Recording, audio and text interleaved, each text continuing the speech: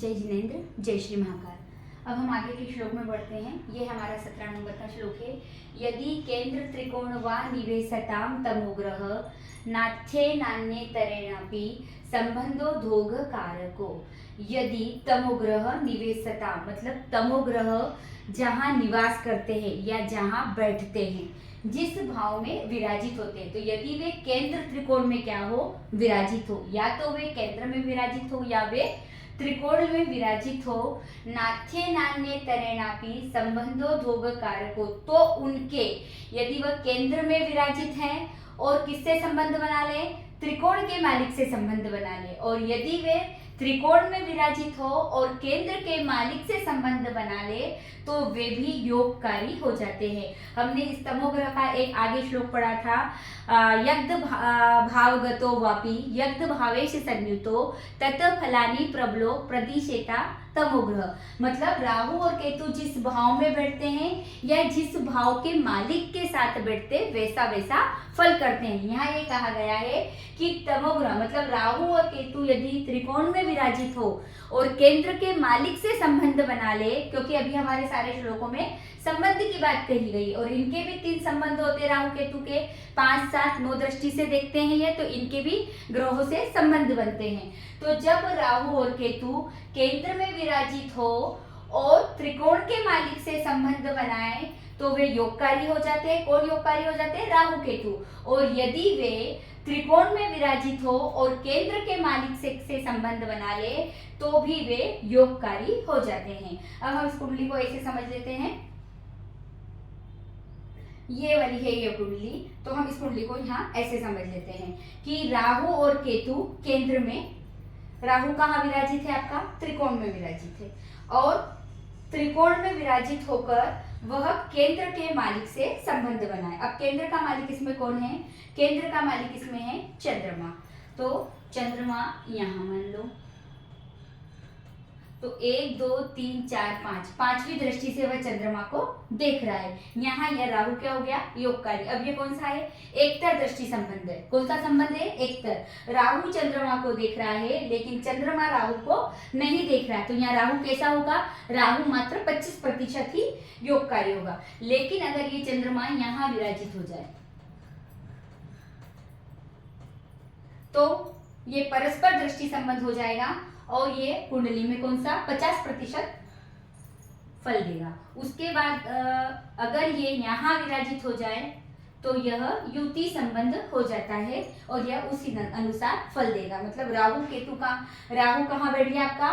त्रिकोण में बैठा और केंद्र के मालिक के साथ संबंध बना रहा, अतः यह यहाँ योगकारी हो गया। उसी प्रकार अगर केतु केंद्र में बैठ जाए, केतु यहाँ केंद्र में बैठा है और त्रिकोण के मालिक के साथ संबंध बना ले, मतलब सूर्य के साथ यहाँ संबंध बना ले, सूर्य को यहाँ विराजित कर दो, तो इनका दोनों का आपस में परस्पर दृष्टि संबंध हुआ, तो केतु यहाँ कैसा हो जाएगा?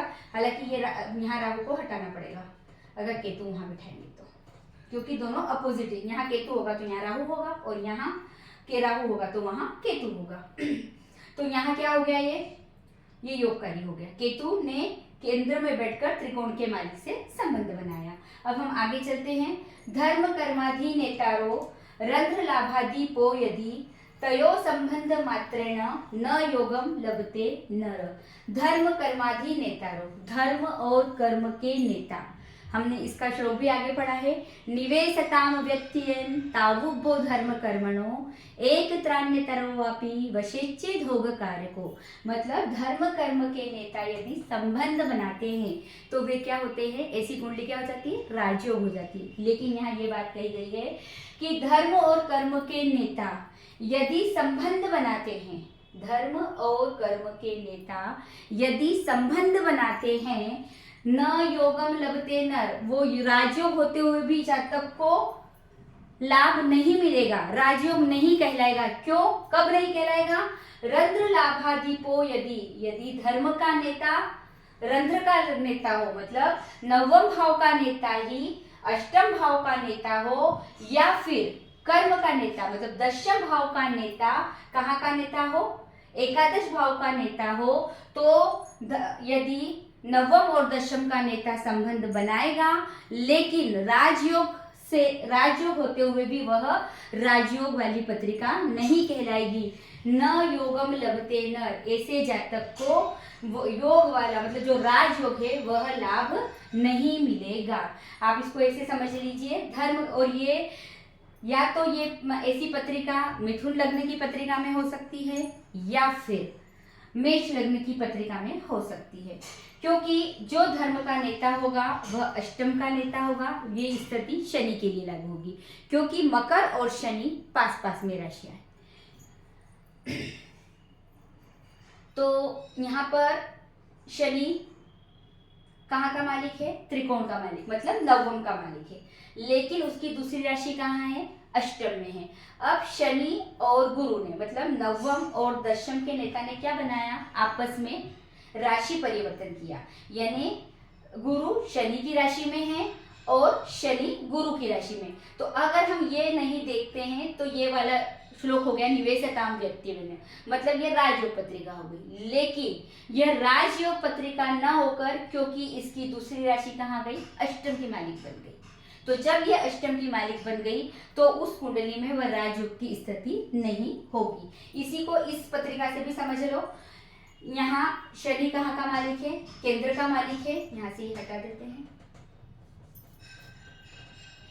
शनि दशम का मालिक है और एकादश भाव का। सिर्फ शनि के में जो ग्रह होगा, मतलब मिथुन लग्न की पत्रिका और मेष लग्न की पत्रिका में ये स्थिति होगी, धर्म कर्माधीन नेता, और फिर वो अगर नवम और दशम के नेता संबंध बनाए तो यहाँ पे दशम का नेता, यहाँ पे आपको अष्टम से समझा दिया, मतलब नवम का मालिक अष्टम में गया, इसलिए नवम के मालिक की एक राशि कहाँ गई? दशम में है, और यहाँ दशम की एक राशि कहाँ गई? एकादश, वही रंध्र लाभ, लाभ का मालिक, यहाँ लाभ का मालिक बन गया।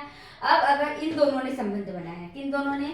गुरु और शनि ने संबंध बनाया। अब गुरु शनि मान लो एक ही राशि में विराजित हो गए, तो ये हो गया राजयोग पत्रिका में। लेकिन यह राजयोग नहीं माना जाएगा, क्योंकि यह एक सामान्य पत्रिका, यह एक सामान्य पत्रिका हो जाएगी, मतलब इसकी शुभता में कुछ कमी आ जाएगी।